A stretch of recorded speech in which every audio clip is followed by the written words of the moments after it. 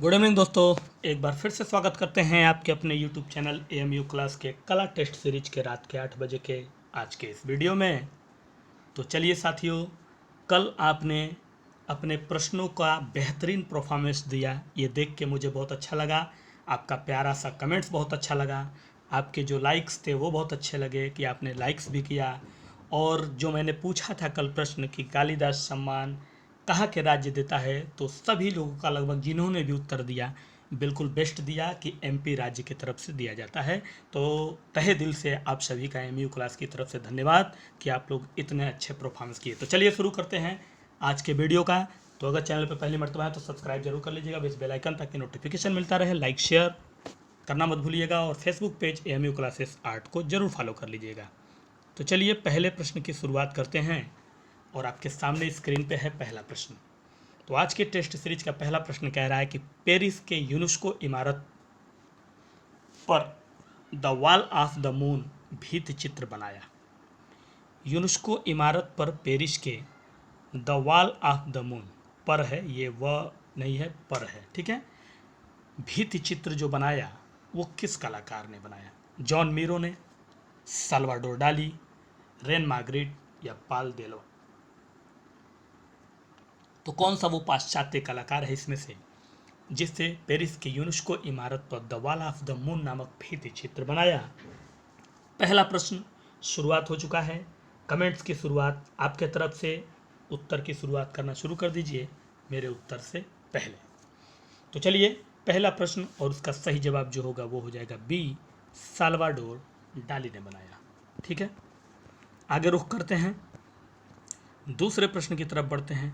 प्रश्न संख्या 2 देखिएगा, थोड़ा सा इसको छोटा कर लेते हैं क्योंकि आपके विकल्प पूरे दिखाई देने चाहिए। ठीक है, चलिए देखिए दूसरा प्रश्न आपका क्या कह रहा है। दूसरे प्रश्न का कहना है साथियों, गगनेंद्रनाथ ठाकुर ने ईवी हैवल और अवनींद्रनाथ ठाकुर की सहायता से स्थापित की। यानी ईवी हैवल साहब और अवनींद्रनाथ ठाकुर के हेल्प के साथ गगनेंद्रनाथ ठाकुर ने क्या एशियाटिक सोसाइटी ऑफ कोलकाता की स्थापना की, Indian society of oriental art की, या मुंबई और सोसाइटी की, यानी Mumbai society of oriental art कह लीजिए, या फिर कलकत्ता संगठन एवं कला केंद्र कोलकाता की? दूसरा प्रश्न है और इसमें कह रहा है कि गगनेंद्रनाथ ठाकुर ने हैवल साहब और अवनींद्रनाथ जी की हेल्प से इनमें से किसकी स्थापना की? ठीक है, तो दूसरा प्रश्न और इसका सही जवाब जो होगा वो हो जाएगा B, Indian society of oriental art की। ठीक है, तो चलिए आगे बढ़ते हैं, तीसरे प्रश्न की तरफ चलते हैं। प्रश्न संख्या 3 आपके स्क्रीन पे आ चुका है और तीसरे प्रश्न का कहना है, सित्तनवासल गुफा के चित्रों में कितने चश्म के चेहरे बने हुए हैं? सित्तनवासल गुफा के चित्रों में कितने चश्म के चेहरे बने हुए हैं? प्रश्न संख्या 3, फटाफट कमेंट्स करना शुरू करिए। आज के प्रश्नों की सीरीज भी आपकी 20 प्रश्नों की सीरीज है और 20 में आपको आज भी बेस्ट देना है अपना। कितना देते हैं ये आप पे डिपेंड करता है और डेली आप बेहतरीन देते ही हैं, उम्मीद करता हूँ आज भी आप बेहतरीन देंगे। ठीक है, तो तीसरे प्रश्न का सही जवाब जो होगा वो क्या हो जाएगा? सी, पौने 2 चश्म का। कितने का? पौने 2 चश्म का। आगे बढ़ते हैं, चौथे प्रश्न की तरफ चलते हैं। आराम से रिलैक्स होकर अपने प्रश्नों के उत्तर को देखेंगे और देंगे आप भी। तो चौथा प्रश्न कह रहा है कि हंसों की घबराहट, हंसों की घबराहट अजंता की किस गुफा संख्या में चित्रित है?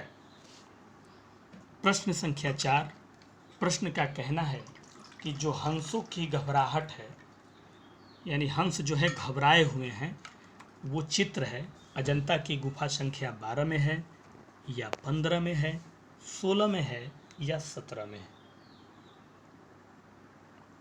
चौथा प्रश्न, कमेंट्स करना शुरू कर दीजिए फटाफट अपने प्रश्नों के उत्तरों का, और अपने आज के इस सीरीज का फाइनल सबमिट करिए आखिरी तक पूरा वीडियो देख के, तो वीडियो पूरा देखिएगा, ठीक है। तो चौथा प्रश्न क्या कह रहा है, हंसों की घबराहट अजंता की किस गुफा संख्या में है। तो साथियों गुफा संख्या 17 में वो चित्र मौजूद है, ठीक है। आगे बढ़ते हैं, पांचवें प्रश्न का जिक्र करेंगे। प्रश्न संख्या 5 देखिए क्या कह रहा है। पांचवें प्रश्न का कहना है कि सिंधु घाटी सभ्यता के किस स्थान से कांसे का भैंसा प्राप्त हुआ। कांसा का बना हुआ भैंसा हमें मिला किस स्थान से, सिंधु घाटी सभ्यता के। वो स्थान कौन सा है, बनवाली है या हड़प्पा है, मोहनजोदाड़ो है या लोथल है। इनमें से वो कौन सा सिंधु सभ्यता का स्थान है, जगह है, जहाँ से हमें कांसे का बना हुआ भैंसा प्राप्त हुआ।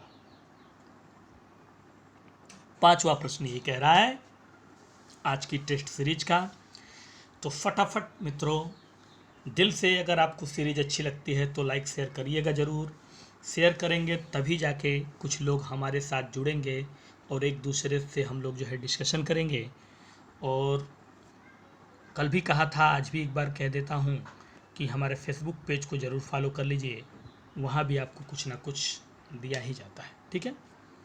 तो इस पांचवें प्रश्न का सही जवाब क्या होगा, वो हो जाएगा आपका सी, मोहनजोदाड़ो, ठीक है।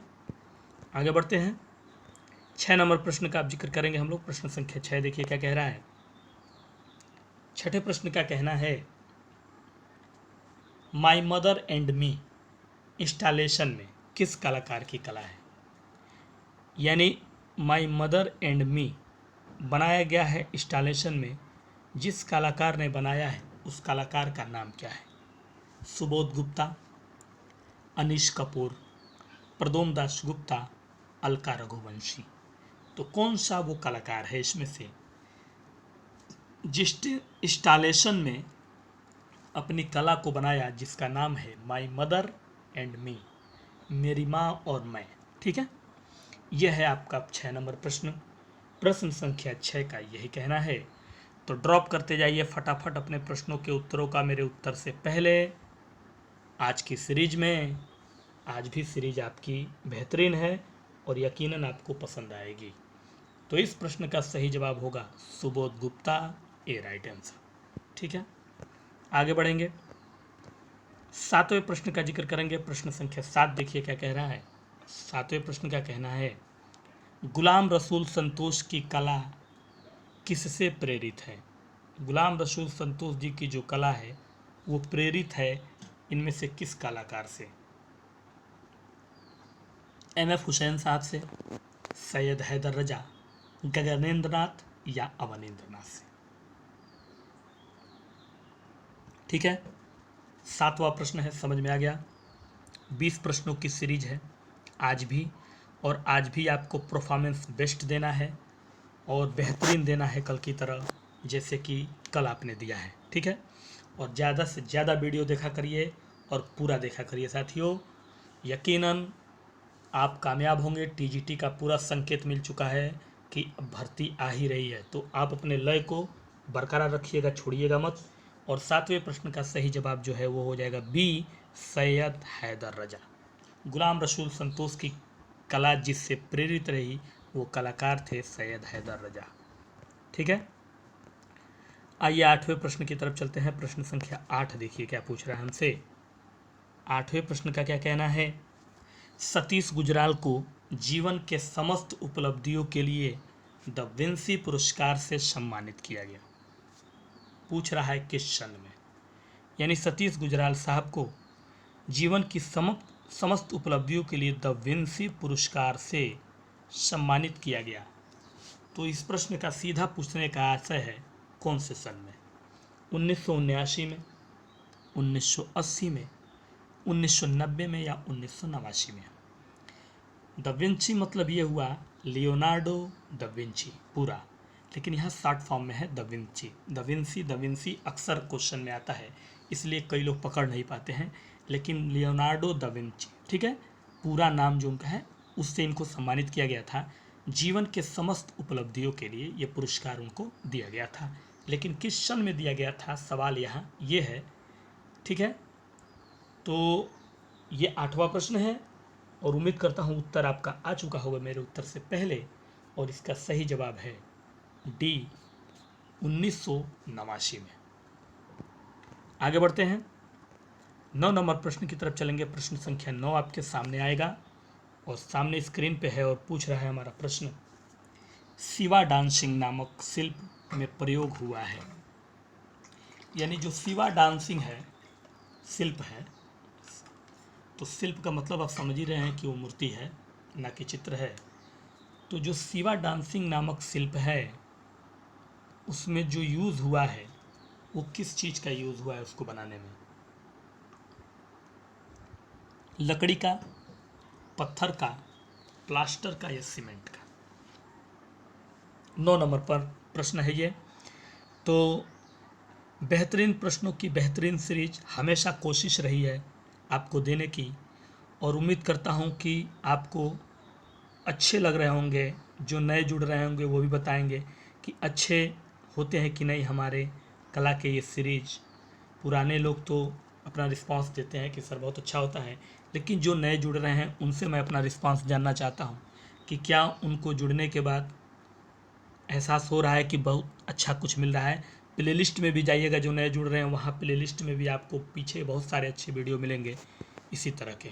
ठीक है, अपने अनुभव को ज़रूर बांटिएगा हमारे चैनल में। और आइए, 9 नंबर प्रश्न का सही जवाब है सी, प्लास्टर। ठीक है, तो नए सब्सक्राइबरों के लिए अपना अनुभव ज़रूर बांटें कि कैसा है। इस चैनल से जुड़ने के बाद आपका अनुभव ज़रूर बताएं। 10वां प्रश्न हमारा कह रहा है, चित्रकार, मूर्तिकार और भित्ति चित्रकार विशेष आकृति मूलक कलाकार हैं। यानी चित्रकार भी हैं, भित्ति मूर्तिकार भी, भित्ति चित्रकार विशेष, यानी इन तीनों चीज़ों में विशेषता होने के साथ साथ आकृति मूलक कलाकार के रूप में जाने जाते हैं। यानी चित्रकार, मूर्तिकार, भित्ति चित्रकार विशेषता मूलक कलाकार के रूप में कह लीजिए, या आकृति मूलक कलाकार के रूप में इनमें से किस कलाकार को हम जानते हैं? ए रामाचंद्रन को, देवकी नंदन शर्मा, रणवीर सिंह बिष्ट या परमानंद चोयल? एक बार फिर से ध्यान से प्रश्न को समझ लीजिए।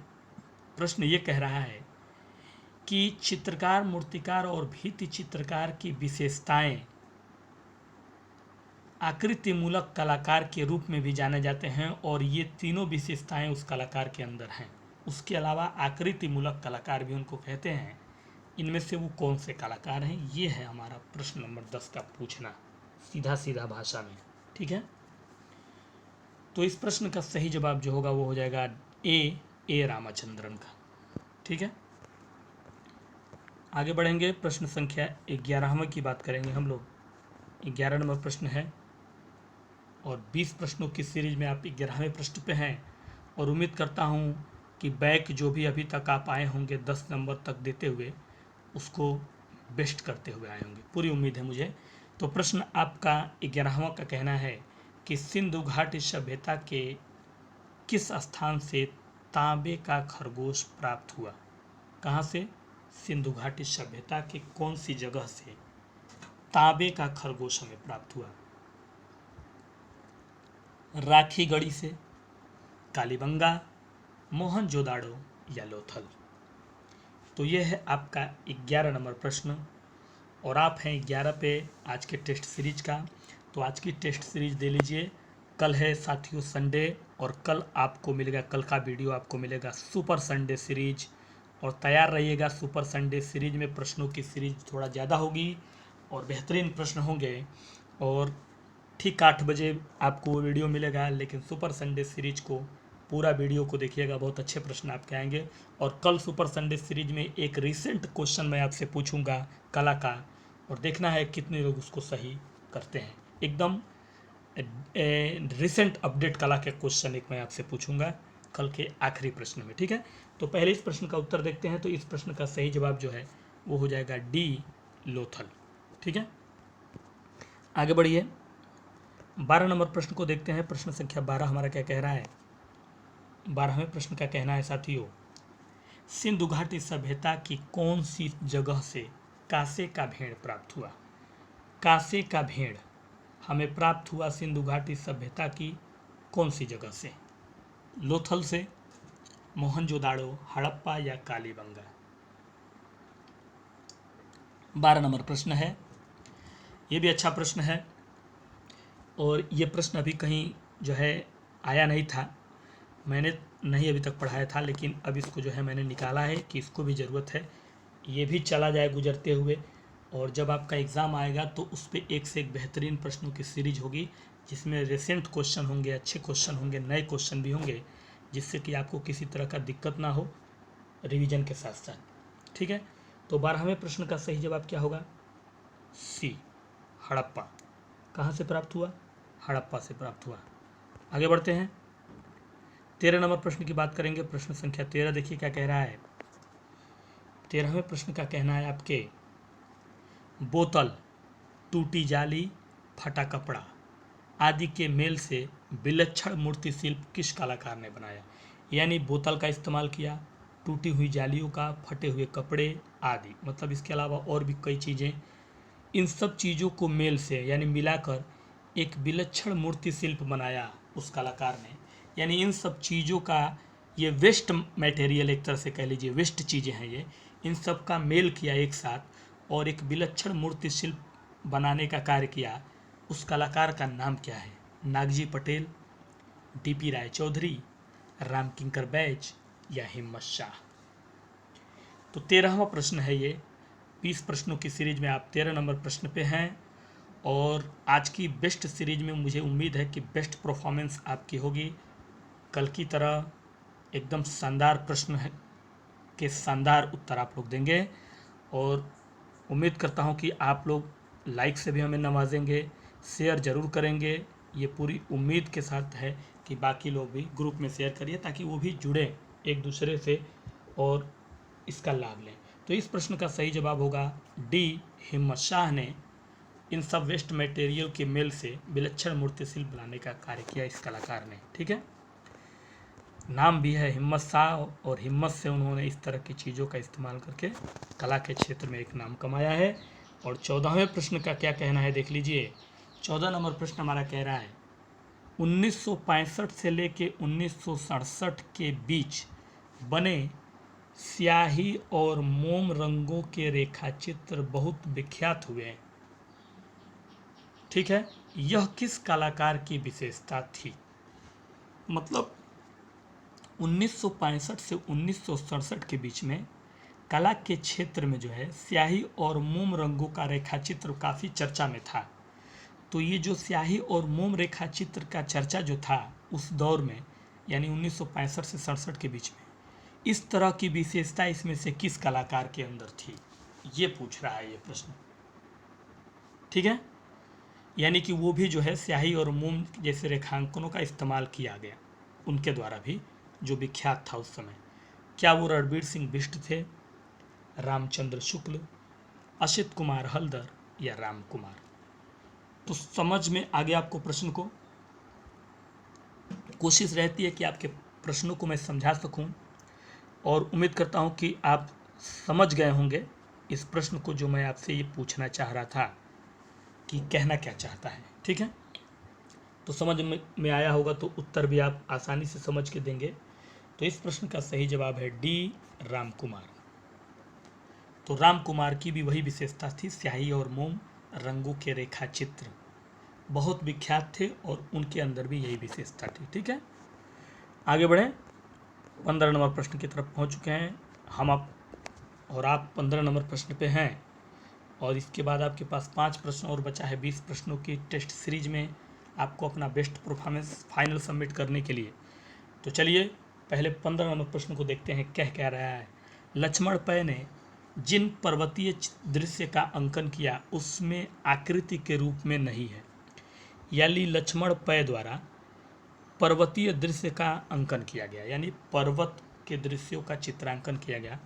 तो उसमें जैसे पर्वतीय दृश्य में लाइक दैट आपको कह दे कि इस तरह से पर्वतीय दृश्य बनाए गए हैं, मान लीजिए, तो पर्वतीय दृश्य में हो सकता है झरने भी बनाए गए हों, ठीक है, सूरज भी बनाया गया हो, चिड़ियों को भी बनाया गया हो, कुछ इस तरह से जिसे पर्वतीय दृश्य में तो कहने का मतलब मेरा ये है कि पर्वतीय दृश्य का जो अंकन किया, उस पूरे दृश्य में, पूरे इस दृश्य में जो ये पूरी बात कर रही है, उसमें आकृति के रूप में नहीं है। समझ में आ रहा है? यानी आकृति के रूप में कौन सी चीज़ को उन्होंने नहीं बनाया है अपने उद्दृश्यों में। यानी लक्ष्मण पै साहब ने जो पर्वतीय दृश्य का अंकन किया, उसमें क्या चीज़ नहीं बनाया? सांप को नहीं बनाया है, दिखाया उसने, मानव को नहीं दिखाया है, या समंदर को, या इनमें से कोई नहीं। तो प्रश्न आप समझ गए कि मैं क्या कहना चाहता हूँ, या फिर ये प्रश्न आपसे क्या कहना चाहता है। बड़ा सोच समझ के इस तरह के प्रश्नों को बनाया गया है, तो इसको ध्यान से समझिएगा कि जैसे आप ही एक कलाकार के रूप में आपको कला कहा जाए बनाने के लिए कि पर्वतीय दृश्य बनाइए, तो पर्वत, पहाड़, झरने, घर वगैरह, झोपड़ी, ये सब आप लोग बनाते हैं। तो यही पूछ रहा है कि ये सब चीज़ें लक्ष्मण पै जी ने दृश्य तो बनाया है, उसमें क्या क्या है ये बात का जिक्र नहीं है, लेकिन ये पूछ रहा है कि कौन सी आकृति के रूप में उसमें नहीं है शामिल। तो साथियों, 15 नंबर प्रश्न का यही कहना है, और आप समझ गए होंगे मेरे प्रश्नों को समझाने का तरीका, और इसका सही जवाब है बी, मानव का। किसकी आकृति नहीं है? मानव की नहीं है। ठीक है, आगे बढ़े।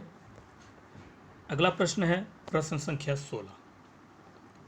16 नंबर प्रश्न कह रहा है, ए रामचंद्रन मूर्तिकला के क्षेत्र में किनसे प्रभावित रहे? यानी ए रामचंद्रन जी जब मूर्तिकला के क्षेत्र में किस कलाकार से प्रभावित रहे? चिंतामणि कर से प्रभावित थे मूर्तिकला के क्षेत्र में रामचंद्रन जी, प्रदोम दास गुप्ता से, डीपी राय चौधरी से, या राम किंकर बैस से? तो इनमें से कौन वो कलाकार हैं जिनसे रामचंद्रन जी मूर्तिकला के क्षेत्र में प्रभावित रहे? प्रभावित का मतलब तो आप लोग समझते हैं ना, प्रेरणा। प्रभावित का मतलब होता है प्रेरणा लेना, जैसे कि वो हमारे प्रेरणा बने हुए हैं कि मैं उनको देख के कि वो आईएएस हैं तो मैं भी बनूंगा। प्रेरणा लेना उसी को कहते हैं प्रभावित होना, कि वो जो है उस तरह से मैं भी बनूंगा, कोशिश करना, प्रेरणा लेना, प्रभावित होना। ठीक है ना? तो ये इसका आशय होगा। तो इस प्रश्न का सही जवाब क्या होगा? तो 16 का सही जवाब जो होगा वो हो जाएगा डी, राम किंकर बैच से। ठीक है, आगे बढ़ेंगे। 17 नंबर प्रश्न पे अब हम लोग पहुंच चुके हैं। प्रश्न संख्या 17 क्या कह रहा है, देखिएगा। 17वें प्रश्न का कहना है, उषा रानी हुजा मूर्ति शिल्प के साथ साथ किस क्षेत्र में भी कुशल थी? यानी उषा रानी हुजा एक मूर्तिकार भी थी, लेकिन उसके साथ साथ कुशल थी, और किस क्षेत्र में? ऑप्शन के अनुसार, चित्रकला के क्षेत्र में, पात्र कला के क्षेत्र में, वास्तुकला के क्षेत्र में, या संगीत कला के क्षेत्र में? तो उषा रानी हुजा एक मूर्तिकार थी, उसके साथ साथ एक और चीज़ में वो कुशल थी। ऑप्शन के अनुसार वो कौन सा ऑप्शन सही है? 17वां प्रश्न यही कह रहा है। 20 प्रश्नों की सीरीज में आप 17 पे हैं, और आज देना है आपको फिर से वही बेस्ट जो आपने कल दिया अपने चैनल को। ठीक है, 17 नंबर प्रश्न का सही जवाब क्या होगा? तो साथियों, इसका सही जवाब होगा पात्र कला के क्षेत्र में। किसके क्षेत्र में? पात्र कला के क्षेत्र में। आगे बढ़ेंगे। 18 नंबर प्रश्न का जिक्र करने वाले हैं। प्रश्न संख्या 18 थोड़ा सा छोटा कर लेते हैं विकल्प देखने के लिए पूरा। अब आपको दिख रहा होगा पूरा विकल्प। ठीक है, 18 नंबर प्रश्न कह रहा है कि सहगल साहब एक मूर्तिकार होने के साथ साथ कुशल हैं। यानी सहगल साहब जो हैं मूर्तिकार के साथ साथ कुशल हैं। इसमें से कौन से क्षेत्र में? अच्छे फोटोग्राफर एवं फिल्मकार के क्षेत्र में, गिटार वादक एवं संगीतकार के क्षेत्र में, अच्छे लेखक और गीतकार के क्षेत्र में, या अच्छे चित्रकार और छाया चित्रकार के क्षेत्र में? तो सहगल साहब एक मूर्तिकार हैं। मूर्तिकार होने के साथ साथ एक और कुशलता उनके अंदर होता है जैसे कि कई लोग क्या होते हैं कि पढ़ने वाले स्टूडेंट बहुत अच्छे पढ़ाई में भी होते हैं, और पढ़ाई के साथ साथ उनका एक और कहीं लगा होता है, स्पोर्ट में कह लीजिए, किसी भी फील्ड में, कि बहुत अच्छा क्रिकेट खेलता है, या बहुत अच्छा फुटबॉल खेलता है, या बहुत अच्छा और भी कई चीज़ों को जो है वो कर लेता है। या फिर एक्टिंग कर लेता है, तो पढ़ाई के क्षेत्र के अलावा एक और कुशलता उसी तरह से इस मूर्तिकार में भी है। तो वो क्या है कुशलता? तो साथियों वो है एक अच्छे चित्रकार के साथ साथ एक अच्छे छाया चित्रकार भी है। ठीक है, चलिए आगे बढ़ते हैं। अब 19 नंबर प्रश्न आपके सामने होगा। प्रश्न संख्या 19 देखिए क्या कह रहा है। 19 नंबर प्रश्न और इसके बाद एक प्रश्न और है, और आज के बाद 19 नंबर प्रश्न और इसके बाद एक प्रश्न और आएगा जो फाइनल सबमिट करेगा आज के सवालों का कि कितना सही किया आपने। तो 19 नंबर प्रश्न कह रहा है, वह मूर्तिकार जो मंदिर कला तथा कला से प्रभावित हुआ और प्रकृति से प्रेरणा ली। मंदिर कला और कला से प्रभावित भी हुए और प्रकृति से प्रेरणा भी ली, लेकिन वो एक मूर्तिकार हैं। क्या नाम है उनका? अजीत चक्रवर्ती, सोमनाथ होर, पीवी जानकीराम या सतीश गुजराल। ठीक है, तो 19 नंबर प्रश्न इस वीडियो का फाइनल सबमिट करने के लिए एक प्रश्न और बचा है, लेकिन अभी पहले इसका जिक्र हम लोग कर रहे हैं कि मूर्तिकार वो मूर्तिकार जो मंदिर कला से प्रभावित होने के साथ साथ प्रकृति से भी उन्होंने प्रेरणा ली अपने कला में, और उस कलाकार को हम किस नाम से जानते हैं, ये 19 नंबर प्रश्न का कहना है। और मित्रों, उस कलाकार को हम जानते हैं अजीत चक्रवर्ती के नाम से। इस नाम से, अजीत चक्रवर्ती के नाम से। और अब इस वीडियो का आखिरी प्रश्न देखिए आपसे क्या पूछ रहा है। आखिरी प्रश्न और इसके बाद आप फाइनल सबमिट करेंगे। आज का सुपर बेस्ट किसका होगा, किसका आज का सुपर बेस्ट होगा, 20 प्रश्नों में से ये आज देखा जाएगा आपके कमेंट में। प्रश्न आखिरी कह रहा है, भारतीय कला आधारित है। ठीक है, जो भारतीय कला है वो आधारित है किस पर? आदर्श कल्पना पर, प्राचीन शैली पर, प्रशांतता पर या आधुनिक विचार पर। सुपर बेस्ट किसका आज होने वाला है 20 प्रश्नों में से, ये आज हम फाइनल सबमिट में आप करेंगे तो देखेंगे आपके कमेंट्स में। मैं देखूंगा आज कि कौन कौन कितना करता है ईमानदारी से। ईमानदारी से याद रखिएगा, एक शब्द ईमानदारी से। भारतीय कला आधारित है किस पर? तो साथियों, आखिरी प्रश्न का सही जवाब जो होगा वो हो जाएगा ए, आदर्श कल्पना पर। किस पर आधारित है? आदर्श कल्पना पर। तो उम्मीद करता हूँ कि आज की वीडियो आपको पसंद आई होगी। उम्मीद करता हूँ कि आपने जो है एंजॉय किया होगा आज के प्रश्नों को, और आप फाइनल सबमिट करेंगे अच्छे परफॉर्मेंस के साथ। और इन्हीं बातों के साथ आप हमें दीजिए इजाज़त। कल फिर मुलाकात करते हैं स्पेशल सुपर संडे सीरीज में। आपको बेहतरीन प्रश्न और एक अच्छे प्रश्न पूछेंगे, आपका रिसेंट प्रश्न कला का पूछेंगे, और देखते हैं कितने लोग उसका जवाब देते हैं। तब तक के लिए दीजिए इजाज़त। नमस्कार, गुड नाइट।